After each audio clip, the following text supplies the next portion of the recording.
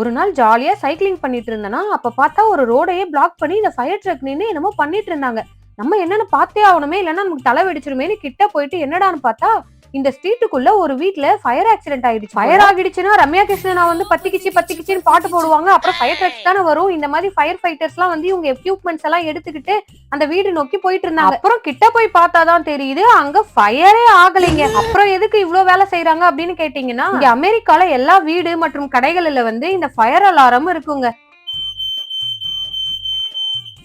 இது வந்து கொஞ்சமா ஸ்மோக் இருந்தா கூட ஈவன் நம்ம வடை போட்டாலோ பூரி சுட்டாலோ அதுல இருந்து வர ஸ்மோக், ஈவன் தோசை கல்லு கொஞ்சம் சூடாகி அதுல வர ஸ்மோக்ல கூட இந்த ஃபயர் அலாரம் இப்படி அடிச்சிரும். அடிச்சு வந்து ஃபயர் டிபார்ட்மெண்ட்டுக்கு அந்த சிக்னல் வந்து போற மாதிரி தான் செட் பண்ணிருப்பாங்க. ஃபயர் டிபார்ட்மெண்ட்டுக்கு சிக்னல் போனதுமே வந்து ஃபயர் ட்ரக்ஸ், போலீஸ் வண்டி, இந்த மாதிரி ஃபயர் ஃபைட்டர்ஸ்லாம் அந்த அபார்ட்மெண்ட்டோ வீடோ எத்தனை வீடுகள் இருந்தாலும் எத்தனை பேர் இருந்தாலும் எல்லாரையும் வெளியே அனுப்பிட்டு இன்ஸ்பெக்ட் பண்ணி எந்த பிரச்சனையும் இல்லைன்னா மட்டும்தான் நம்மள வீட்டுக்குள்ள அலோவ் பண்ணுவாங்க.